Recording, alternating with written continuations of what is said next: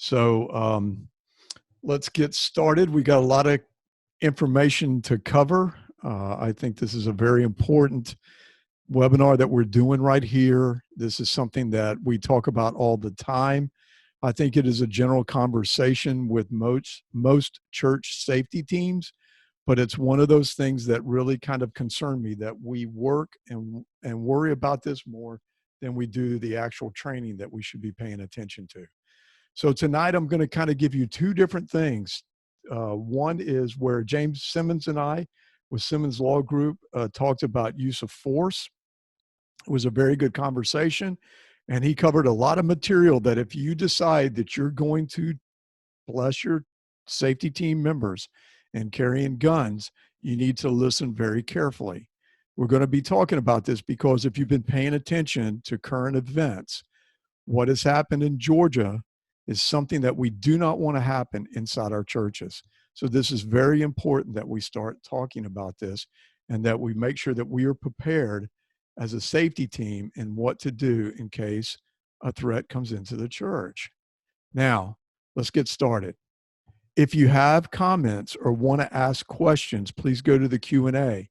The Q&A will be answered first. If you do get into the chat, that's really something that Wendy will be watching. Wendy's helping me, my beautiful wife, my partner in crime here. She's helping me. She is online. Say hello, Wendy. Say hello, Wendy. Hello to everybody. Thanks for joining us. Okay, let's get started. It is a sign of the times. The only way to stop a bad guy with a gun is with a good guy with a gun. Now, this is something that Wayne LaPierre said. Now, a contradiction of what he said was what Michael Bloomberg followed up with right after the shooting, a shooting at a church. It is the job of law enforcement to have guns and decide when to shoot. You just do not want average citizens carrying a gun in a crowded place. Two very conflicting statements made by two powerful men in the United States. And these arguments cause more discussion in churches right now than whether to have a safety team in your church. I have worked with churches across the United States, and there are those that embrace the fact that some of their members are carrying, and others would rather not know, adopting the policy of don't ask, don't tell. Both of these thought processes can get you into a lot of trouble, legally and civilly. When we break down Wayne LaPierre's statement, I couldn't agree more. We will get into the justification for my opinion later in the webinar. LaPierre made his most quoted statement after the Sandy Hook shooting, which in my opinion was the worst time to argue the protection of gun rights. Let's make sure we understand my position on gun rights. I believe every person who can legally possess a firearm to protect his or her family has a right guaranteed under the Second Amendment of the United States Constitution. But we shouldn't preach this after a tragedy like Sandy Hook. Let the politicians fight about this issue, and we as voters vote on it at the ballot box. Stay informed of what is going on in your state and be ready to vote when the time comes. I see it this way. I follow all the rules, I obey the law, and got my concealed carry permit. I consider myself a watchman on the wall. Nobody has to know that I carry, but in the time of need, I need to have it, and I am ready to give it my all to protect those who need protection. Now let's take an analytical look at Bloomberg's statement. I disagree with the first part of his declaration. It's the job of the law enforcement to have guns and decide when to shoot. With all due respect, Mr. Bloomberg, data related to national response time and violent crimes in the United States does not support your statement. The Bureau of Justice Statistics in September of 2019 stated, on average, the response time on 911 calls involving a violent crime is between 5 to 10 minutes. Most attacks are well over by the time first responders arrive on the scene. I don't know about you, but I know the average if I know the average response time is 5 to 10 minutes, and I only have seconds to save myself, one of my family members, or an innocent person, I'm taking action. I will be happy to articulate my actions when the police arrive. Now let's analyze the second part of Mr. Bloomberg's statement. You just do not want the average person carrying a gun in a crowded place. I'm not sure what he means by average, but in a way, I agree with him. So before you jump off this webinar or have me committed because I said I agree with Bloomberg, hear me out. I'm a firearms instructor. I look for any excuse to go to the range. I love to shoot and hone my skill. But most average people cannot find the time to go to the range like me. So in situations of where average citizens, they think they can outdraw or outshoot a bad guy who does not care about life, his or hers, that average citizen should carefully consider their position. They will probably lose the gun battle. In the 10 years or so, we have seen citizens involved in shooting who have rose to the occasion. These citizens are quite likely better prepared than the average person, given the outcomes of the encounters. I'm only going to look at two, and then we need to talk about the pros and cons of having guns inside your church. When we take a look at church shootings, we look in November the 5th, 2017, Sutherland Springs Baptist Church. If Stephen Williford had not responded from his home across the street from the Sutherland Springs Baptist Church on that day, more people would have died. What some people don't know is the shooter went into the church, shot everyone that was there, then went back out to his vehicle to reload. The shooter came back inside the church and started to execute those that were still alive. As he was heading outside another time, possibly to get more ammunition and continue killing people, he was confronted by Stephen Williford.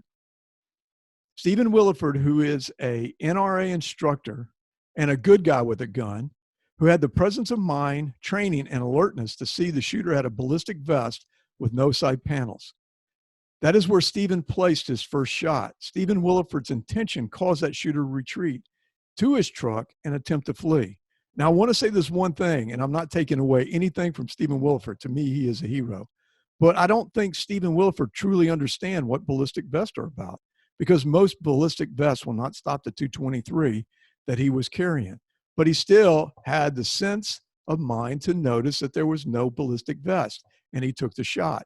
And the autopsy showed that the shooter was hit one time in the chest, in the side where Stephen had fired. The second case I want to discuss is the December the 29th, 2019, West Freeway Church of Christ in White Settlement, Texas.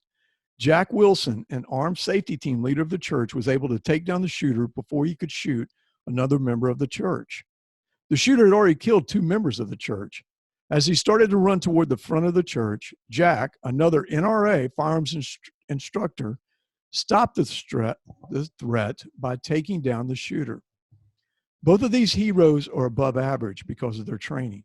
However, if you watch the rest of the video of the West Freeway Church of Christ shooting, you see several examples of the average people Bloomberg is talking about. It is very fortunate that a member of the church was not shot by an accidental discharge from an armed armed church member. Now, let's start to break down why we really need guns in church, okay? Remember the national average of response time for first responders to arrive at a violent crime? The Bureau of Justice Statistics reported that the average response time on 911 calls involving a violent crime was anywhere from 5 to 10 minutes. Think about what Clint Smith, president and director of Thunder Ranch, said. When seconds count, the cops are just minutes away. The shooting in White Settlement was over in less than 15 seconds. According to Julie Workman, a survivor of the shooting in Sutherland Springs Baptist Church, it was 15 minutes before the first responders came into the church. After the shooter had left the church, 15 minutes after the shooter had left the church and the massacre had stopped. These reasons alone give you enough justification to have armed safety team members in your church. But what we really must understand is that carrying a weapon in a church comes with responsibility. So when we start the conversation with our church leaders about forming a safety team and allowing our safety team members to carry weapons in the church, we have to consider a couple of things. And I'm talking to people outside the state of Florida right now because I know what the Florida laws are. I do not know what your state law may be. First, we need to make sure that it's legal to have a weapon in your church. I have heard that the only way that you can carry a weapon inside your church is that the pastor will let you. What if anything, does your state law say regarding whether people may carry weapons inside your church? Check with an attorney if you have any questions on this issue. Make sure you are covered legally. The last thing you want if you have a church shooting is for you or your brothers and sisters to be charged criminally or sued because you're not supposed to have the gun in church. Second, church leaders must consider the insurance and legal ramifications of a firearm-related incident on their campus. Church leaders must make sure the church would be covered legally and financially and whether coverage is adequate prior to an incident. One church member acting in self-defense may escape criminal prosecution while still exposing the church to civil liability. One example is a recent shooting by a safety team member at a Tampa mosque. The victim's wife has sued the mosque for negligence due to lack of training in crisis intervention, proper administration of lethal and non-lethal force for security volunteers, and maintaining safe conditions at the mosque. Now, that mosque safety team member was arrested, but still, the victim's wife is going to still sue the church. If the church does not want to form its own safety team, another option is hiring off-duty police officers or a security company.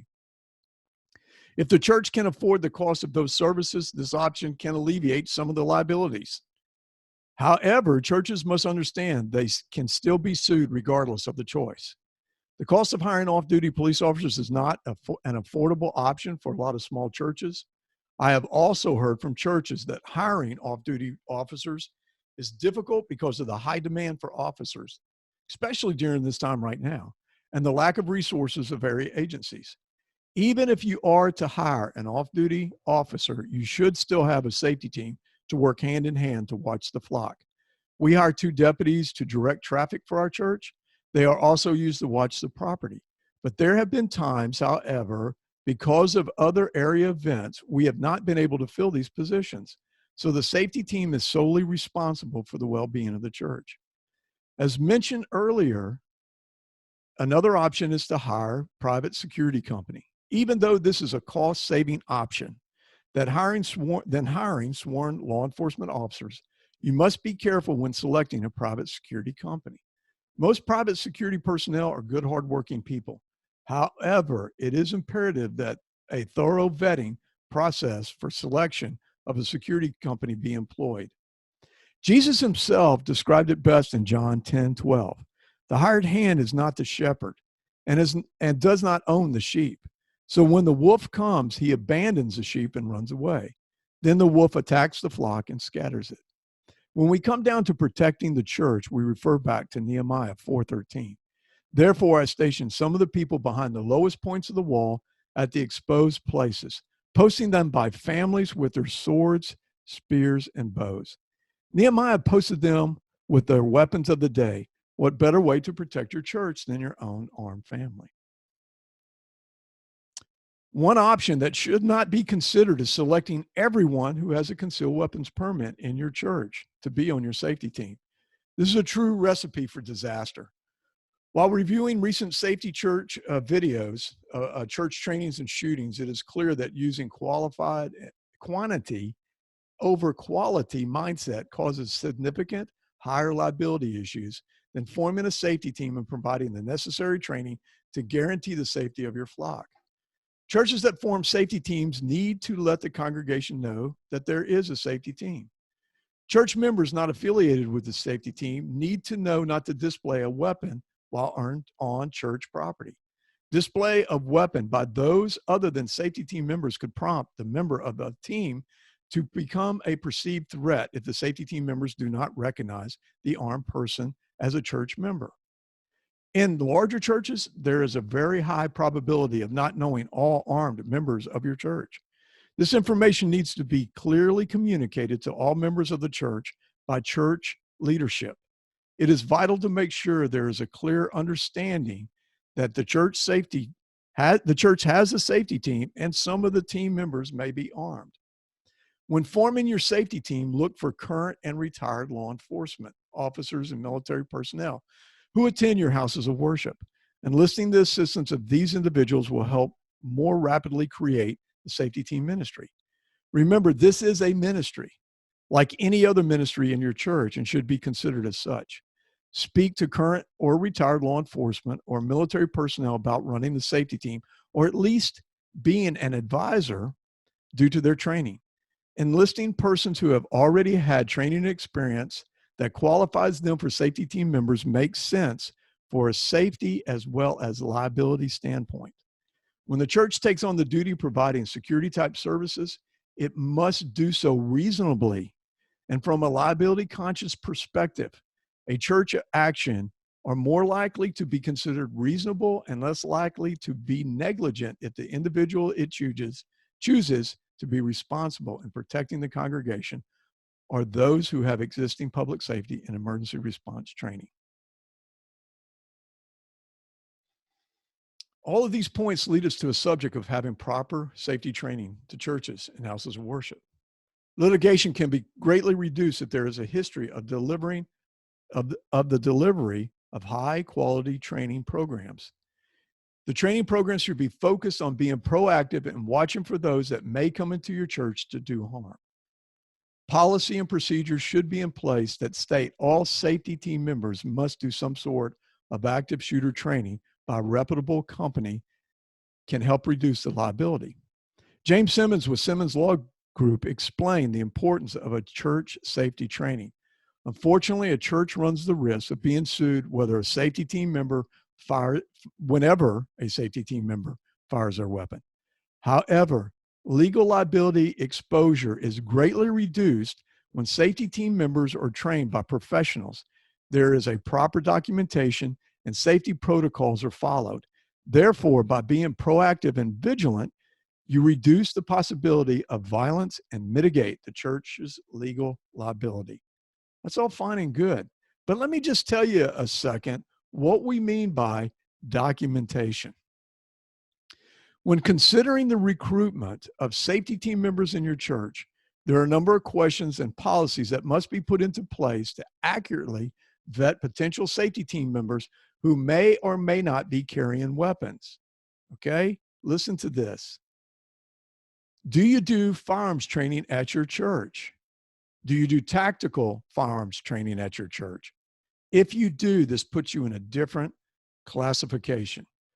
What are the standards that you use? Did you hire some company that says they have a law enforcement or a firearms standard? Then you have to be careful of who they are when they say they have a standard. Who set up that standard? Who qualified that standard? Are they using the NRA? Are they using USCCA? USCCA has a lot of videos out there that talks about training and firearms and even church shootings.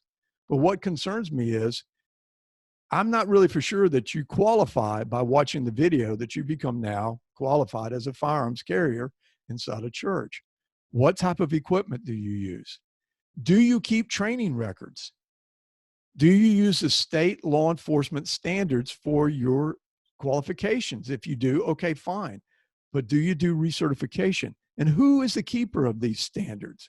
And you know, the thing that I hear a lot from churches is that they have safety team leaders that come and go.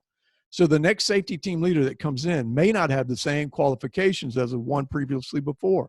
I am a firearms instructor. I am certified with the state. I'm certified with NRA. But I'm not really wanting to go and start to set these standards up because it's going to come back on me if something goes wrong. When vetting possibly new members of a safety team, certain personal questions must be asked. Does this person struggle with depression, mental illness, or thoughts of suicide? Does this person talk or act like a gun-slinging vigilante? What is a person's family situation? Does he or she have a stable home, job, atmosphere? What is a person's general reputation? A comprehensive background check will be required every 2 years. You need to let them know that. Obtain personal references, coworkers, bosses, previous church pastors, etc. Ensure the person has a valid concealed weapons permit in your state and keep a copy of the permit along with a copy of the person's driver's license. If a team member decides they want to carry, that must be discussed with the team leaders and church staff and a qualified firearms instructor. The qualified firearms instructor then needs to take the team member to a range and validate the team member's safe handling and accuracy of firing the firearm before the team member can carry on the property. Are you listening to me? All these all these requirements are if your church is going to let them come on the property with a firearm. If you tell them they can, if you kind of justify it, you need to be sure that you're doing these type of things. The reason why, if there is a shooting on your church property, all this is going to be brought up in court. Everything is going to be brought up in court. At the EOT, we have 5 standards of liability that we have to qualify with. I train this, what we call the EOT is the equivalency training. If you come from another state, you want to be a Florida law enforcement officer, you have the opportunity to go through a 2-week academy instead of the full academy. This is really great stuff. But the problem that you run into is that who sets up these liabilities? Who sets up these standards? The state does for us. So that's how we're covered. If you are involved in a shooting on a police department, your records are immediately open to the public. They're going to take a look at it. Because if you deviate from the police department's training, you're going to have some issues. You really are. So understand this is something that you need to be thinking about, which is something that I'm really kind of concerned because after talking to an attorney, the type of training that I'm seeing these training companies do out here, if you're going to take military style training, SWAT team style training that puts your church in a whole different level of liability. And you need to make sure you pray about this one and you think about this one. Now I'm going to give you another alternative, but I need you to think about what I just went through because it is very important of what we're looking at. Now, this is what we really need to be looking for. We need to be looking for the modern day David for the church to protect the flock. When I say this, I want you to remember what David said when he was talking to Saul, when he was about to go up against Goliath. Now understand that was a military thing, but when he talked about the flock, he talked about protecting the flock, keeping it together and fighting off the bears, the wolves. He talked to the lions. He talked about these things. He was a warrior in a sense, but it was a warrior first, protecting the flock against those type of threats. So your modern day David must be a good member of good standing with the church. Visitors of the church are not eligible for a position on the safety team. We talked about this before. All safety team members must realize this is not a position of power, but a ministry of serving others. This is not a position that you ask for. This is a position that the Holy Spirit moves you toward and must not be taken lightly. New members of the church without prior law enforcement or military experience must volunteer somewhere else in the church for at least 6 months before being considered to become a safety team member. This allows safety team leaders to observe the person's social interactions and family relations before considering him or her for the safety team. And plus, you should go through those questions that I listed above. Now, this is what you should be focusing on. Your church safety training should be training on situational awareness, threat profiling, verbal de-escalation, and active shooter, but the active shooter that the Department of Homeland Security puts out, because we're going to go through this. This is something that you need to be careful with, okay? But we need to be looking at it before, during, and after in the active shooter training. Now, situational awareness, threat profiling, and verbal de-escalation. Your safety team members become proactive, not reacting, in reducing the violent encounters. It is critical that we employ the assistance of reputable companies that make church safety their primary focus. If the company's main focus is not the expansion of the kingdom of God, be leery of their training techniques. People, I know that there are a lot of good companies out here. I talk to a lot of them. And the good ones that I'm talking to understand that our responsibility is the kingdom of God and not being gunslingers or not being police officers. Good friend of mine, Simon, says, what do you want to be, a police officer or a servant of God? Which is it? Which is it? Church safety teams are not police departments or military units. They are servants of God in the church. A person in need can be misidentified as a possible threat. If handled incorrectly and without compassion, The encounter can lead to severe legal or civil liabilities, not to mention the missed opportunity to minister to someone in need. We cannot stress the importance of proper training from a Christian-based organization like ours, Trinity Security Allies. You need to be left a bang. You need to make sure that before the threat gets to the point to where it becomes the bang, you need to be prepared for it. This is what happened in White Settlement in the West Freeway Church of Christ. They let it get too far into where there were so many red flags, and that's another training for another day. But we need to be looking at situational awareness, threat profiling, verbal de-escalation. We're going to talk about active shooter in a second here.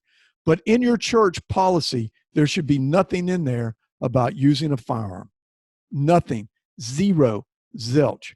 Because when you do that, you have to go back to all those things that I listed about what you're going to do or how you're going to make sure that this person is professionally enough to be carrying a weapon inside a church. Once you put it into your policies and procedures about firearms, you elevate it. Who is managing those requirements? Who is following through that? If you're willing to take that on, fantastic. God bless you for doing that. But make sure you cover yourself also, because if not, you could be also sued. Understand that. Once you take on that responsibility, you have to be careful with what you're telling people. Now, we can talk about the Department of Homeland Security active shooter training, which is run, hide, and fight. I like Pasco County Sheriff's Office, and we have been teaching this at Trinity Security Allies ever since we got started. And we didn't call it this, and I wish we had. They call it the ABCs: alert, barricade, and counter. We were teaching that as soon as something started to look wrong or did not look right, that you got on the phone and started having the troops come your way. Get on the phone, call 911. Now, the second thing you need to be doing is protecting the flock. So you barricade inside, you slow it down to where the shooter can't get to you.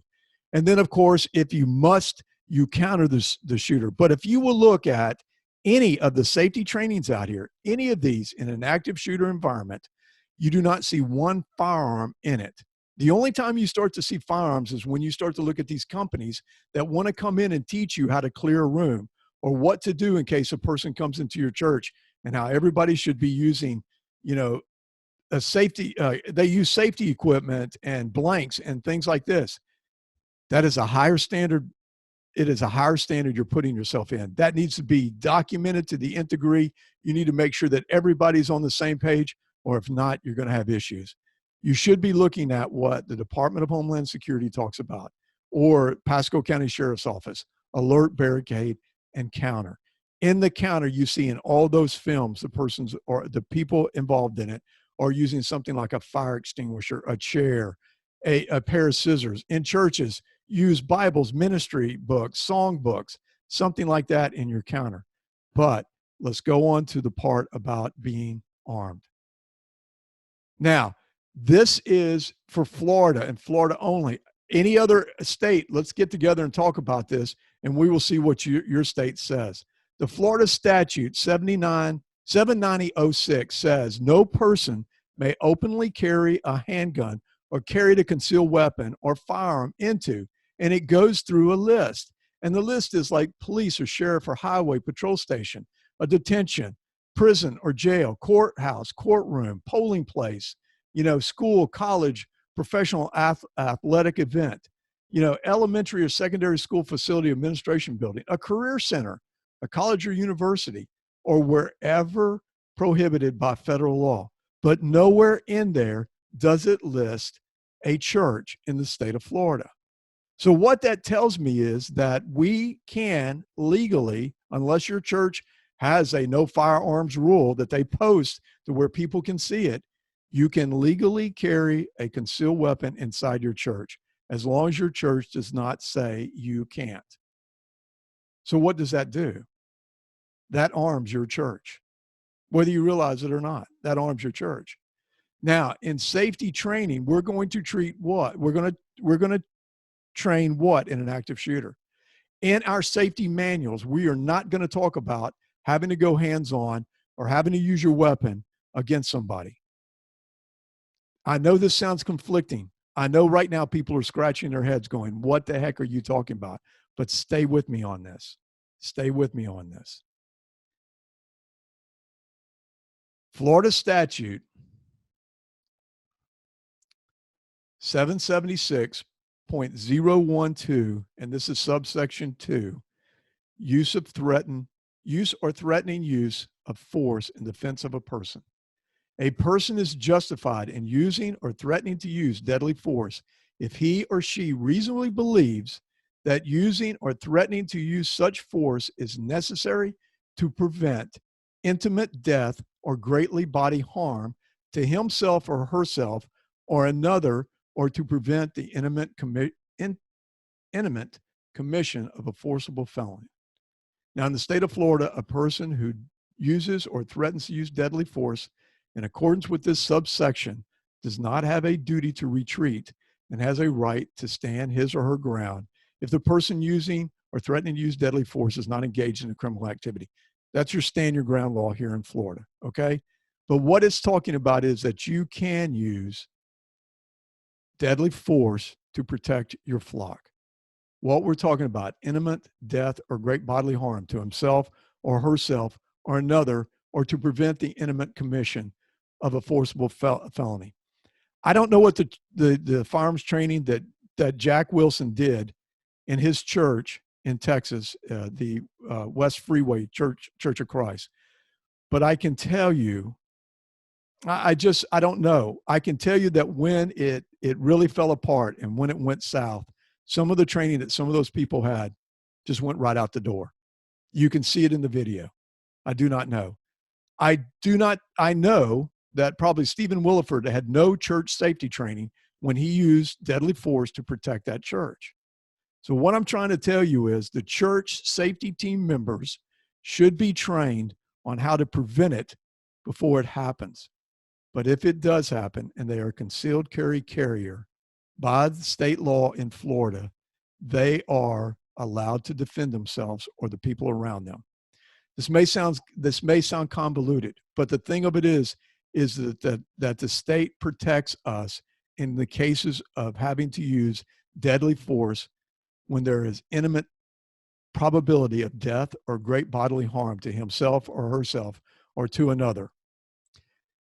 If this sounds convoluted, I apologize, but what I'm trying to tell you is the church needs to get out of the law enforcement business. The church needs to get out of having a safety team that they're training to use firearms against a threat, because it's going to take your church and it's going to put them in a separate liability issue that when it happens, I fear for what would happen with your church. I really do. I fear for everybody involved in that. You are acting like you're a police department and you're not. Work toward the prevention, work toward being proactive. And if something happens as an active shooter that comes into a church in Florida, we are protected by that. We are protected because we can respond to it because of 776.012. That is our Florida state statute. Now, you're asking, like, you're kind of like shaking your head going, well, wait a minute. What about the guys that are carrying inside the church? We've talked about this, I don't know how many times. Make safety team a ministry and make shooting a part of that ministry. Take your guys out and go shooting. Get out there and start working on some of the fundamentals of just shooting. This not only will help them in church, but help them in a real life situation in case they're out with their family. Get into some friendly competition. I am now talking with one of the local gun ranges where I'm trying to set it up to once a month, we will have a church safety team shootout where we're going to go in and have some friendly competition, or where we will be moving and firing and forcing you to reload and forcing gun safety and forcing all these different things that you really need to know about when, in case you're ever involved in a situation like this. But nowhere in there is it going to be for a part of the church safety team. It's just going to be a bunch of Christian brothers and sisters going out and having a good time shooting guns and learning about the basic rules of firearm safety and how to hit a target while moving and doing things like that. Just make it fun. Just have a good time. but at least you're out there doing something with these firearms. You're out there training, which could save your life in real life, not only in the church, but out with your family and other things like that. When we take a look at the shooting that happened in El Paso, where the guy went in with the semi-automatic rifle, they know that there were people inside that Walmart that had weapons. But because of no training at all, they decided to do, really, to me, the right thing. They got their families, they got out of sight, they got out of the way. But if you're ever put in that situation, you may need to know how to safely and securely use a firearm to protect your family or your loved ones. So guys, let's get out here and start shooting as safety team members. Now, what about your liability insurance? What about the thing that you're going to be worried about if something were to happen? We talk about this all the time. You should have some sort of protection. You should have something like USCCA. There's other companies out here that offer these type of things. And for $22 a month to get some sort of protection that will help you in case you get yourself into a situation is well worth the peace of mind. So we push it, we push it, we push it. If you carry a firearm outside of your home, you should have some sort of protection. Because if not, it's just like driving your car without insurance. You get involved in a situation to where you have to pull your firearm, your life changes. And what is really nice is if you have somebody in your corner that will be contacting you and helping you walk through the steps if you end up having to go to court. This is something that I cannot stress enough, that you should have some sort of protection like this. Now, have I totally confused you?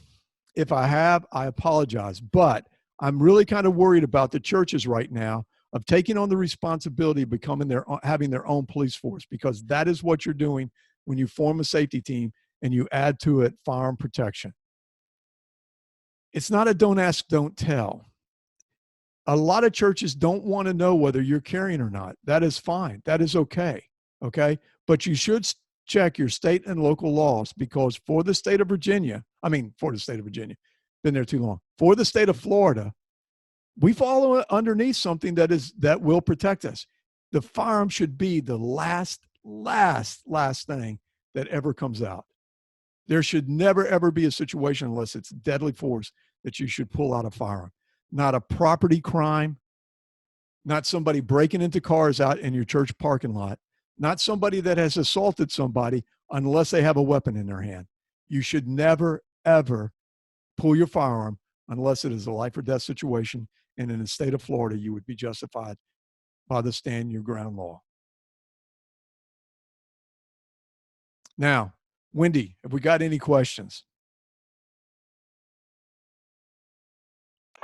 I do not see any questions. We had a comment asking if we would have this available. It looks like we do have a question popping up now. Jim Markowski, do you address with safety team how to respond if a threat takes a priest minister as a hostage during services? Priest minister represents the church and potential threat. That goes back to our training. I would say, having done executive protection training, I really can't think of a scenario, and I'm just saying this. I'm for sure that somebody could probably do a what if this, what if that, what if this. I think you need to make sure that you always have somebody with your pastor, your priest, whoever's there. You should always have somebody nearby. We have a position. One of our positions is on the pastor. We have that person stay with that pastor at all times. I really feel like, we're in a fortunate situation because of the country that we live in, and we are able to do a lot of situational awareness and threat profiling training, that we should recognize a threat against our pastor before it happens. Now, let me just, because like I said, there's going to be a whole bunch of people who will say, well, what if this happens? And what if this happens? Okay. We could do that all night long. Ambushes, things like that, completely different thing. I don't know how you prepare for that. I don't know how you prepare for an ambush, because if you look at the word ambush, it means you weren't ready. It's out of hiding that it happens.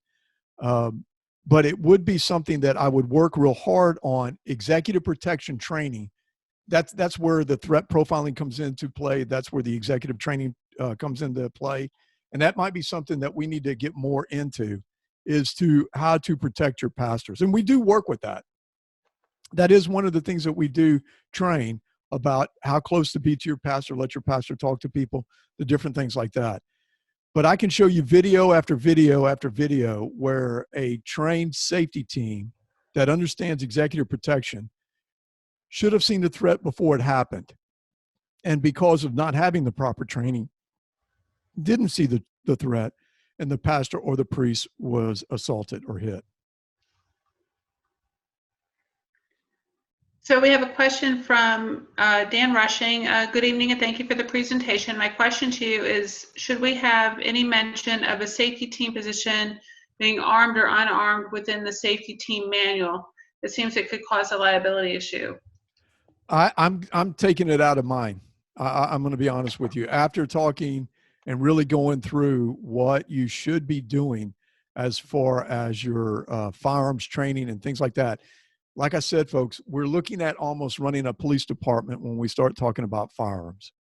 Look, what recently just happened in Georgia, and if you get a chance, I did a podcast with Kevin Haggerty on the God Logic Project, and it's on his YouTube, and I'm going to talk about that in a little bit as far as our resources. But we did a podcast last night talking about the Georgia shooting. It is a tragedy. It is just, I mean, I can't even imagine what has just happened here, because not only is one family devastated because of the death of a son, the family that has now been, the two men that have been arrested, that family now has lost their family members. And of course, if those are the breadwinners of the family, they've lost those. And of course, the financial responsibility that they're going to have to go through during this is just going to be devastating. Their life will never be the same. So and this is why I've become adamant about what we're talking about here, is that if we train as a police department, somebody's going to start acting like a police officer, and you cannot do it in a church environment. It will not work in a church environment. It should never happen. I just reviewed a video today that would never work inside a church, but yet it was posted to church safety team members. It was an incident that happened at a Walmart. It's not the same that would happen at a church. It should never, ever happen that way at a church. But I just think that I'm taking it out of mine. I'm taking it out of mine. I have, I hate to say it, but I have positions in the church, which I consider are my shooting positions. But from this point on, I'm not going to list them as shooting positions. I know that I'm going to probably put somebody that does carry a weapon there, but I'm not. That person has to do their training, and they have to. I would recommend that they have USCCA or somebody like that as an insurance, not an insurance policy, but protection. They don't call themselves an insurance policy. Let's make sure we understand that. They are there to protect your rights and protect what happens after a shooting, but they are there to protect you. But I'm taking it out of mine. I'm taking it out of mine. We don't have any other questions. Real quick then, let's talk about re-entering the church, because we're getting ready to continue to do this.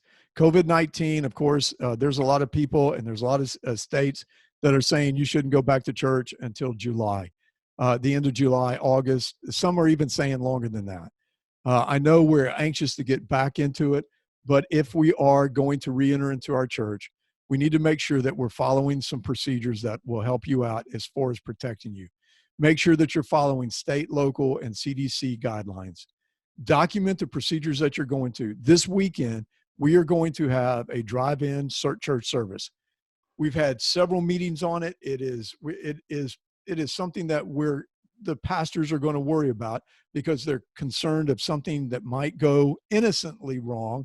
A person jumps out of a car because they just have to hug somebody. You can't stop that. You might as well get used to that. But you need to make sure that you don't allow it just to get completely out of hand. Document the procedures that you're going to do, how you're going to clean. If you have multiple services, what you're going to do. Face masks, whether you're going to require it or not. Cleaning, hand sanitizers, different things like that. Contact your local law enforcement. We contacted our local law enforcement, and from what I understand, it was kind of a back and forth there for a little bit. but they have said, go ahead and do it. They've given us their blessing as long as we follow all the rules. Talk with your medical team. This is something that is very important. Know in advance what you're going to do in case there is an outbreak. These are the things that we need to know. I mean, you need to know in advance. You need to have some sort of public information person that can come out and say, hey, we took all the precautions. You can see we documented what we were going to do. We have the video showing what we did, but yet somehow we had somebody that had it and gave it to somebody else. You need to know those things. Back to the questions. Anybody got any questions? I have some, Dave Johnson mentioned, as people pull into our parking lot, we give them a bulletin and a sheet printed in red with all of the guidelines. Stay in the car, windows open, 2 to 4 inches, etc. Good advice. Good advice. We don't have anything else. Okay. All right. Well, I appreciate you coming out. We're going to go ahead and close up. On Sunday, every Sunday at 8 o'clock, we do a Facebook Live where we talk about things that we've noticed during the week, things of importance that we think that everybody should be hearing about and getting the information to them. We also are we have videos on YouTube on Trinity Security Allies, also under the God Logic Project. Either one of these you should go and listen to. Kevin Haggerty has his group out there, and he interviews a lot of people. Like I said, last night was not a church safety thing, but to me, it just emphasized what type of heart the person has and the way that they react to something. Somebody being killed over property crime is a tragedy. It's just, I can't even fathom it. But we need to be out here being more and more aware of what is going on around us, and we need to have this training, folks. I can't stress the training enough. We have our free resources out there. This one right here was carrying weapons in the church. If you go out there and pick it up, you'll see a lot of the stuff that I covered. It is for if you decide to carry your weapons inside your church. If your church blesses it, I think you need to make sure that you follow through the procedures that we talked about in there. Because if you don't, I'm afraid you might put yourself in a higher liability. If you bring people in that are doing tactical training, SWAT tactical training, you've just put yourself at a higher, liability issue. You really have. And you need to be careful with that. Ways to support us: prayer, always. Membership for churches, $125 a month, or if they do it for the year, it's $1,200. We are starting an online membership program.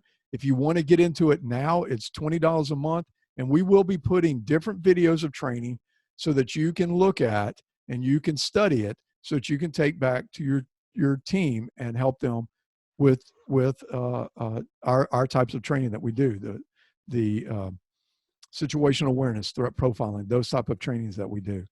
There will be a weekly online training, and you'll also have access to the video training. The weekly online training we will do with your safety team members. We'll work with them. And it also gives you a ticket to the safety conference. We do have separate training that we're more than happy to show up and do. And of course, donations. We did have a member that joined last week. I really appreciate it. It was a blessing. Right after we got finished, somebody jumped on and signed up for the membership, and can't tell you how happy we were with that. USCCA, I'm going to talk about it again. If you are out here carrying, you should have some sort of protection. I cannot say this enough. When I was talking to Thomas King at Florida Firearms Academy, that's where I'm trying to get some range time for church safety team members. And I'm just going to say church members. I'm going to take out the safety portion there. It's just where Christian men can get together and have a good time and learn gun safety and learn how to shoot better than what they shoot right now. But I was talking to him, and he stressed anybody that is out here carrying should have some sort of insurance, some sort of protection as USCCA. I cannot thank you enough, all those that have come out. I'm going to close this with prayer. I want to thank you. We will be out here probably next Wednesday, though. We will put out an email because Wendy and I and the girls are taking a vacation, a much-needed vacation, And so we will not be, here on Thursday night. But next week, hang on just 1 second.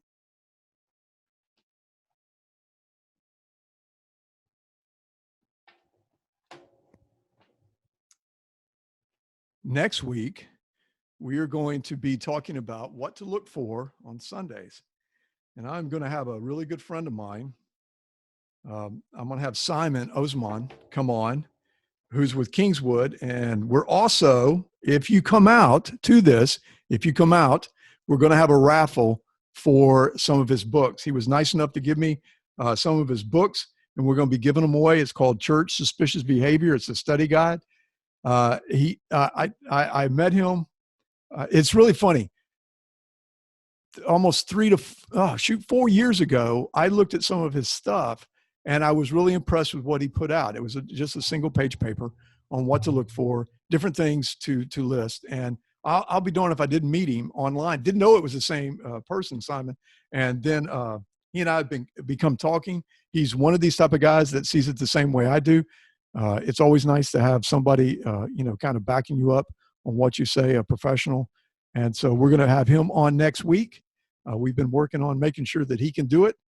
But Simon is go out and look at Kingswood, a nice guy. We're working hard together. Were there any other questions? I thought I saw something pop up here.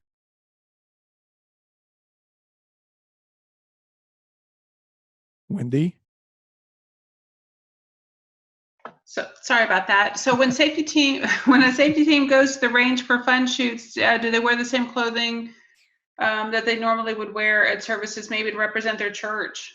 That is an excellent question, and I will say this. Okay, you have to. Okay, I have no problem with the clothing that they wear. It should be the same. I agree, because you need to learn how to get the gun out of the holster. But I'm going to tell you right now that most places require you to have some sort of level 2 type holster to get in and do those type of trainings. If they give you that range, they're going to make sure that you're following all the rules. So they're probably going to require you to have some sort of safety holster on. Now, that doesn't mean that that's going to be the holster that you carry when you're, off duty or at church. I know I carry a different holster than when I go and I do firearms training. I carry a completely different holster. I will recommend something else in that same statement, is that you should be carrying the gun that you're going to be carrying. If you carry a 7-shot, I carry Walters PPS, single stack. I carry 7 shots, but I carry an extra magazine. And I will tell you right now that would be the gun that I would be practicing with.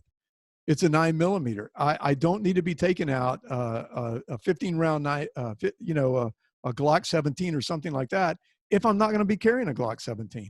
I need to be carrying the gun that I would be using in that situation. So good question there. Really good question.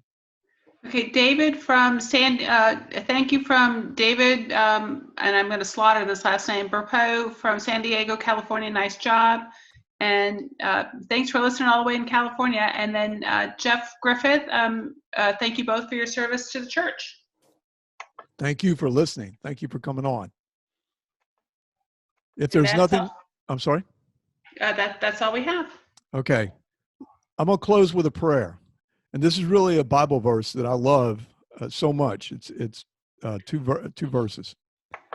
Remember, be shepherds of God's flock that is under your care, watching over them, not because you must, but because you are willing, as God wants you to be, not pursuing dishonest gain, but eager to serve, not lording it over those entrusted to you, but being examples to the flock. And when the chief shepherd appears, you will receive the crown of glory that will never fade away. 1 Peter 5:2-4. Everybody out there tonight, be safe and be blessed. Thank you so much. Good night.